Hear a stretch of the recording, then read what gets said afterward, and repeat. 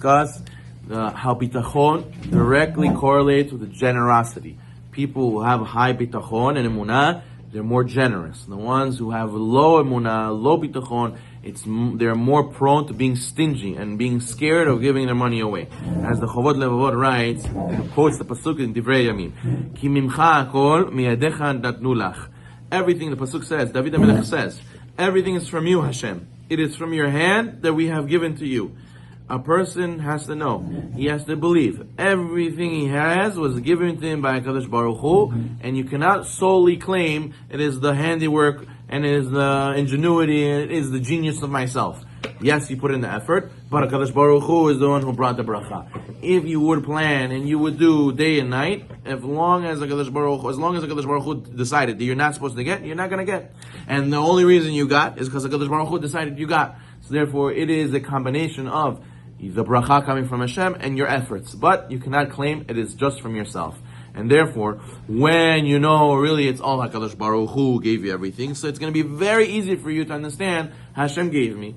And Hashem who gave me also asked me and commanded me to give to the poor people and to be generous. So I have to be generous just like HaKadosh Baruch Hu gave me now. I'll give away my money and He'll give me more. And He has that emunah. What a person doesn't understand, that he thinks, I did. He tells his children, where would you be without me? He tells the community, the money I gave you, you see, you wouldn't be able to build this community center without me. You wouldn't be able to have everything the community they have. You need me. You're tied to me. You need my money. And what?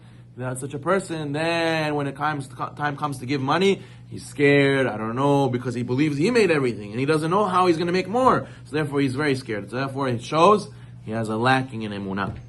As the Rabbi Zino writes in Pirkei Avot, that a person to overcome stinginess is to really overcome your lack of bitachon. We have to realize in reality we're like a bank teller, that we're receiving money from a client for a deposit.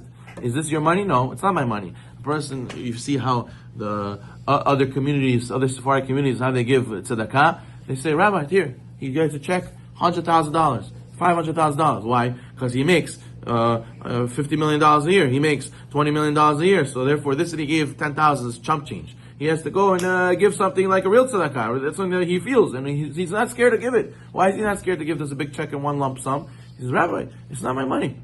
Hashem gave, this was destined for you, Rabbi, to make for the organization, for making for the building, for making the community, and Hashem gave it to me, through me. I'm like a bank teller sending the client sends me the money and the wire information, I put it in his bank account. And that's how a person has to view when he gives tzedakah. Therefore, a person has to be generous, not with just his money, also with his time. He has to dedicate time to do hesed in the community. A person who is a balabait, he has to make sure that he is a philanthropist. If you cannot donate money, you should donate your time. There's tremendous amount of work that needs to be done in every single community, that if you cannot go and be a supporter by giving the money, you could go and be the one who makes phone calls, running around and making sure things happen. And that's what it means to be an askan. Everybody has to be an askan, a person who's involved in their community, doing hesed. So therefore, Rav Moshe Feinstein writes in Yigot Moshe, in Even Ezer Chelek Dalet, he says that a person has to give 1/10 of his money to charity, and he has to give 1/10 of his time to help others in the laws of Chesed. Rav Shach used to go and be part of Leva Achem. He used to go and dedicate some of his time to do Chesed in that organization. So therefore, everybody has to know, what do we do in the tefillah?